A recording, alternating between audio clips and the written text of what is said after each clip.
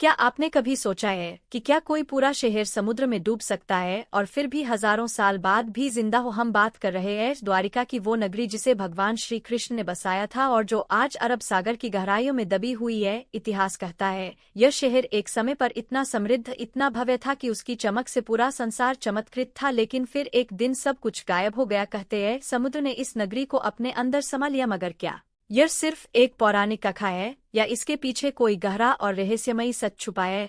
आज हम आपको दिखाएंगे वह अद्भुत फुटेज जो समुद्र के 130 फीट नीचे से निकाली गई है, वास्तविक द्वारिका के प्रमाण जिनके बारे में सदियों तक लोग सिर्फ कल्पना करते रहे। यह सिर्फ एक शहर की कहानी नहीं, यह एक ऐसे रहस्य की झलक है जो विज्ञान और आस्था दोनों को चुनौती देता है। तो चलिए शुरू करते हैं यह रोमांचक यात्रा द्वारिका के उस खोए हुए इतिहास की ओर जिसे समय भी पूरी तरह मिटा नहीं पाया। लेकिन उससे पहले एक जरूरी बात, बहुत से लोग द्वारिका और भेंट द्वारिका को लेकर कंफ्यूज हो जाते हैं, तो चलिए पहले इस भ्रम को दूर करते हैं। दरअसल द्वारिका को दो हिस्सों में बांटा जाता है, एक है द्वारिका और दूसरा है भेंट द्वारिका। द्वारिका गुजरात के जामनगर जिले में स्थित एक छोटा लेकिन बेहद पवित्र शहर है जो समुद्र के किनारे बसा हुआ है। यही वह स्थान है जहां विश्व प्रसिद्ध श्री द्वारिकाधीश मंदिर स्थित है, जिसे भगवान विष्णु के 4 धामों में से एक माना जाता है। दूसरी ओर भेंट द्वारिका समुद्र के बीच स्थित एक द्वीप है जो मुख्य तट से करीब 3 किलोमीटर की दूरी पर है। पहले यहाँ सिर्फ नाव या जहाज के जरिए जाया जा सकता था, लेकिन अब यह सड़क मार्ग से भी जुड़ चुका है। भेंट द्वारिका की खुदाई के दौरान कुछ साल पहले ऐसे कई प्राचीन अवशेष मिले थे जो महाभारत काल यानी द्वापर युग से जुड़े हुए माने जाते हैं। यहीं पर समुद्र के नीचे करीब 130 फीट की गहराई में खोजकर्ताओं को एक ऐसा नगर मिला जिसे देखकर हर कोई हैरान रह गया। यह कोई साधारण खोज नहीं थी, बल्कि यह एक सभ्यता के चमत्कारिक प्रमाण थे जो भगवान श्री कृष्ण की नगरी द्वारिका की सच्चाई को उजागर कर रहे थे। आर्कियोलॉजिस्ट की एक टीम को समुद्र की गहराई में एक ऐसी भव्य नगरी दिखाई दी जिसे देखकर लगा मानो वह कोई फिल्मी दृश्य हो। वहां उन्हें लगभग 3000 साल पुराने बर्तन, तांबे के सिक्के और एक भव्य ग्रेनाइट का स्ट्रक्चर मिला जो किसी महल जैसा लग रहा था और उसके चारों ओर एक परकोटा बना हुआ था। इस पूरे नगर का माप 12 योजन बताया गया है।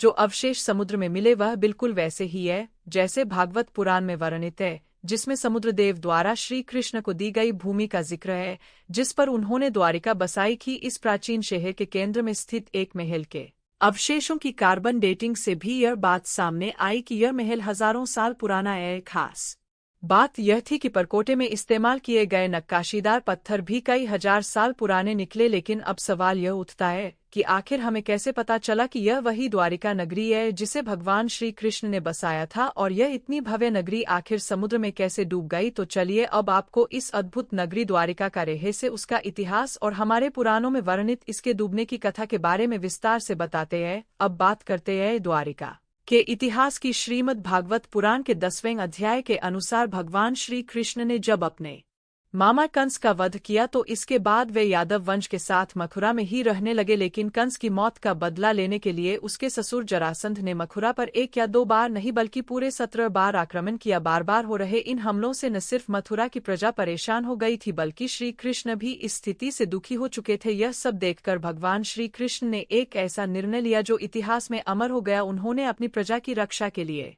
मथुरा से कहीं दूर चले जाना सही समझा। श्री कृष्ण अब और युद्ध करके अपने परिवार और प्रजा को संकट में नहीं डालना चाहते थे, इसलिए उन्होंने अपने पूरे परिवार और जनता के साथ मथुरा को छोड़ दिया और मथुरा से करीब 1300 किमी दूर अरब सागर के किनारे जा पहुंचे। वहां पहुंचकर उन्होंने देव शिल्पकार विश्वकर्मा को समुद्र के ऊपर एक नगरी बनाने का आदेश दिया। लेकिन समुद्रदेव की मर्जी के बिना समुद्र के बीचों बीच एक पत्थर भी लगाना संभव नहीं था, इसलिए भगवान श्री कृष्ण ने समुद्रदेव की पूजा की। स्वयं नारायण का आदेश भला कौन टाल सकता है? समुद्रदेव तुरंत प्रकट हुए और उन्होंने श्री कृष्ण को अरब सागर के बीचों बीच 12 योजन की धरती प्रदान की। इसके बाद भगवान विश्वकर्मा ने कुछ ही समय में उस भूमि पर एक भव्य और विशाल नगरी द्वारिका का निर्माण किया। इस नगरी में सब कुछ बेहद ही खूबसूरत तरीके से बनाया गया था। जब भगवान श्री कृष्ण ने अपनी प्रजा और यादव वंश को द्वारिका में बसाया, उसके बाद वे पुनः मथुरा गए और जरासंध से अंतिम युद्ध लड़ा। इस युद्ध में भगवान श्री कृष्ण ने जरासंध का वध कर दिया। इसके बाद वे द्वारिका लौटे और अपने परिवार के साथ शांतिपूर्ण और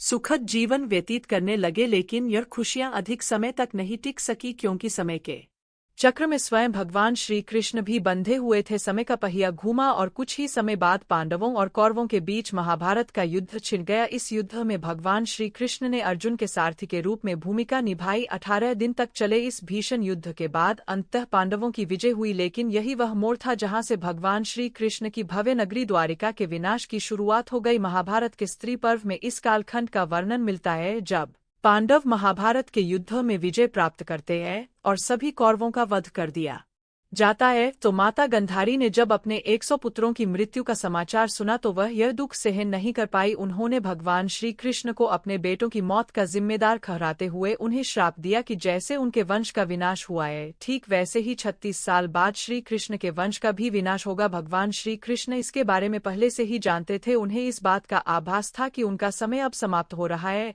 इसलिए उन्होंने इस श्राप को आशीर्वाद के रूप में लिया, क्योंकि वे जानते थे कि अब उनकी धरती पर लीलाएं समाप्त हो चुकी है और उनका बैकुंठ धाम लौटने का समय आ चुका था। कुछ वर्षों बाद जब द्वारिका के पास स्थित पवित्र स्थल पिंडारक में कई साधु संत आए हुए थे तो उन्हें देखकर श्री कृष्ण के पुत्र सा ने अपने मित्रों के साथ मिलकर ऋषि मुनियों के साथ एक शरारत करने की सोची। फिर क्या था, उन्होंने एक गर्भवती स्त्री का भेष बदला और साधु संतों के पास पहुंच गए। वहां जाकर उसने ऋषि मुनियों से अपने होने वाले बच्चे के बारे में पूछा। ऋषि मुनि इस मजाक से क्रोधित हो गए और दूसरा ऋषि मुनियों का अब इन दोनों श्रापों के पूर्ण होने का समय आ चुका था। थोड़े ही समय बाद सांभ ने एक लोहे की मुसल को जन्म दिया। यह खबर मिलते ही पूरे यादव वंश में कोहराम मच गया। जब श्री कृष्ण के नाना उग्रसेन को इस पूरी कहानी का पता चला तो उन्होंने श्राप से बचने के लिए उस लोहे के मुसल के टुकड़े कर दिए और उन्हें समुद्र में फेंक दिया। उन्हें यह गलतफहमी थी कि ऐसा करने से उन्होंने यादव वंश को श्राप से बचा लिया है, लेकिन ऐसा नहीं था। स्वयं भगवान श्री कृष्ण के लिए भी इन श्रापों को पूर्ण करना आवश्यक था। इस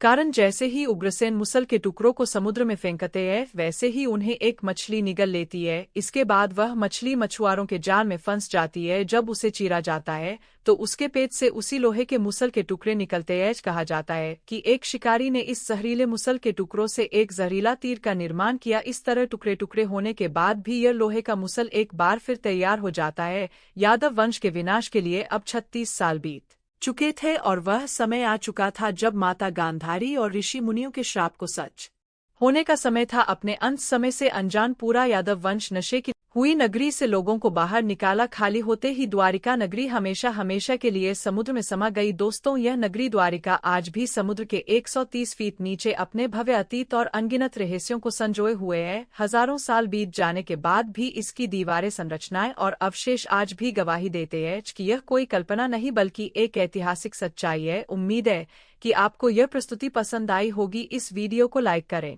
शेयर करें और हमारे चैनल को सब्सक्राइब करना बिल्कुल ना भूलें ताकि अगली बार जब हम कोई और रहस्यमयी, ऐतिहासिक या आध्यात्मिक कहानी लेकर आए आपसे छूटे नहीं।